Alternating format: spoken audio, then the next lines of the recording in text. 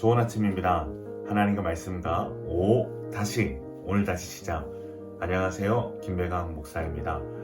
오늘 아침 함께 묵상할 말씀은 시편 148편에서 150편까지 말씀입니다. 중심 구절은 시편 149편 4에서 5절입니다. 여호와께서는 자기 백성을 기뻐하시며 겸손한 자를 구원으로 아름답게 하심이로다. 성도들은 영광 중에 즐거워하며 그들의 침상에서 기쁨으로 노래할지어다. 아멘. 시편 148편은 마지막 작은 시편 모음집의 형식대로 첫머리와 끝에 할렐루야가 덧붙여진 할렐루야 시입니다. 148편을 주제 관점에서 보면 욥기 38장에서 보는 것과 같은 지혜 문학의 전형적인 나열식 지혜의 형태를 보여줍니다. 그러한 맥락에서 이 시편은 창조 전통과 지혜 전통을 바탕으로 한 찬송시로 볼 수 있습니다. 내용적 측면에서는 찬양하라 라는 명령형 동사를 중심으로 하나님을 찬양해야 할 근거들을 제시하는 형식으로 되어 있습니다. 먼저 시인은 1에서 6절에서 하늘 위에 있는 자들의 찬송을 명합니다. 모든 천사들, 하늘의 군대와 해와 달, 별들, 하늘의 하늘과 궁창까지 하나님의 말씀으로 지음받은 존재들이기에 이들은 하나님을 찬양해야 합니다. 7에서 13절에서 시인은 이제 땅 위에 있는 모든 존재들에게 하나님을 찬송하라 명합니다. 용들과 바다, 불과 우박과 눈과 안개, 광풍, 산과 나무들, 짐승과 기는 것과 나는 모든 것들, 그리고 세상의 남녀노소, 지위고하를 막론하고 모든 인류가 이 땅에서 가장 높고 영광스러운 하나님의 이름을 찬양하라고 말합니다. 마지막 14절은 하나님의 백성, 이스라엘 자손의 찬양을 받으시는 하나님을 노래합니다. 하나님은 당신의 백성의 뿔을 높이시는 분, 즉 당신의 백성에게 힘을 더하시고 자신을 가까이 하는 자신의 백성들의 찬양을 받으시는 보호자요, 친밀하신 하나님이십니다.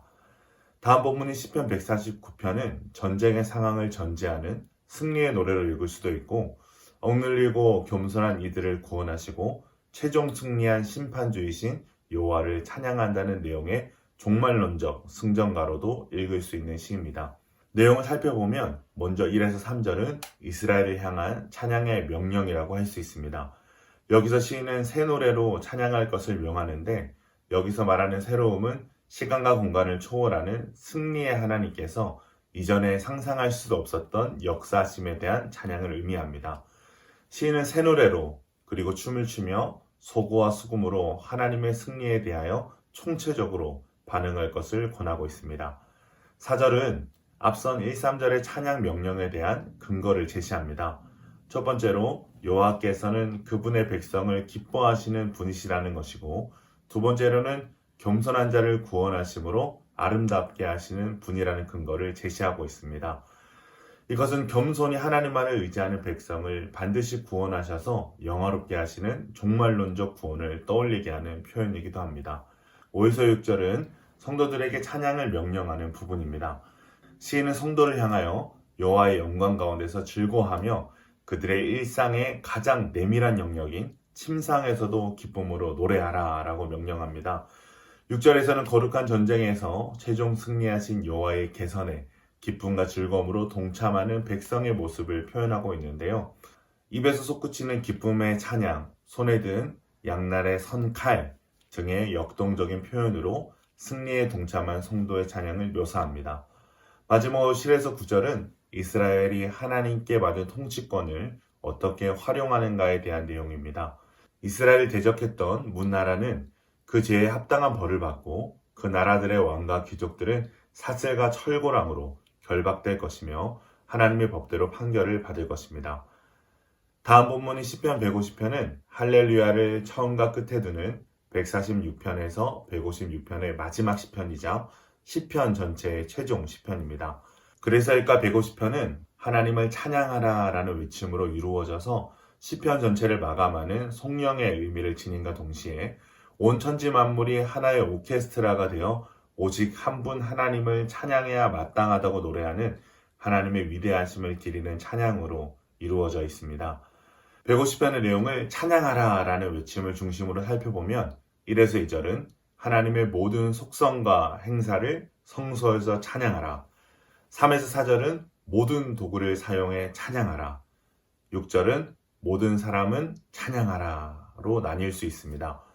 이스라엘 백성은 하늘의 성전이 있고 예루살렘 성전은 하늘 성전의 그림자, 모사품이라고 생각했습니다.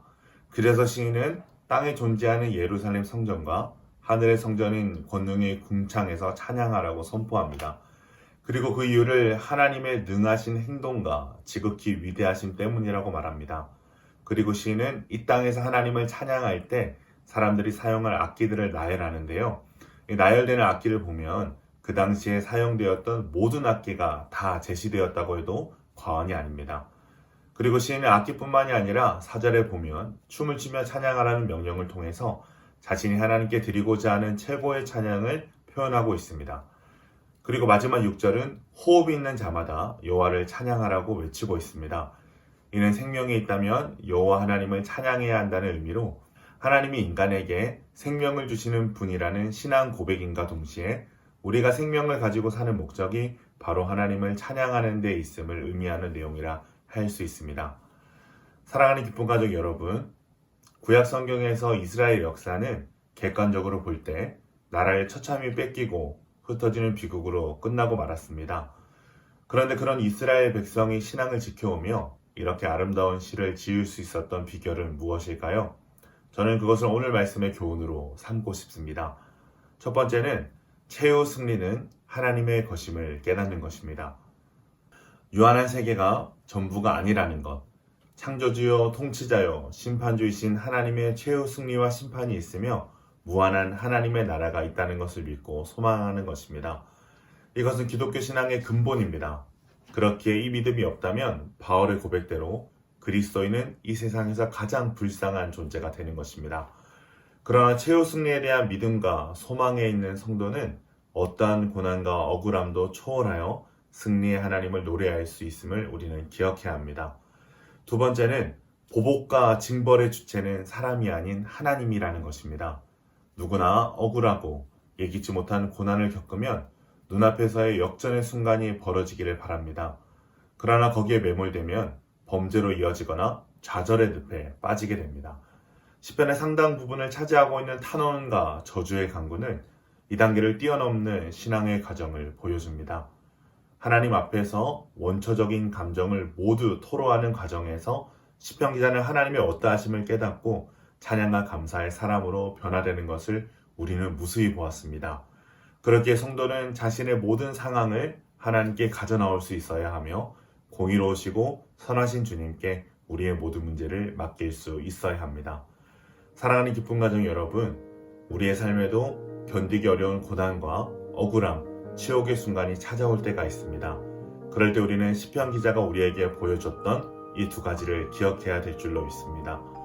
그때 우리는 이 모든 상황과 환경을 초월한 아름다운 찬양으로 하루하루의 시작과 마지막을 할렐루야로 채워나가는 멋있는 성도가 될 것입니다. 오늘 하루 우리 모두의 삶이 하나님이 주시는 거룩한 승리의 소망과 함께 할렐루야로 가득 채워질 수 있기를 주님의 이름으로 축원합니다.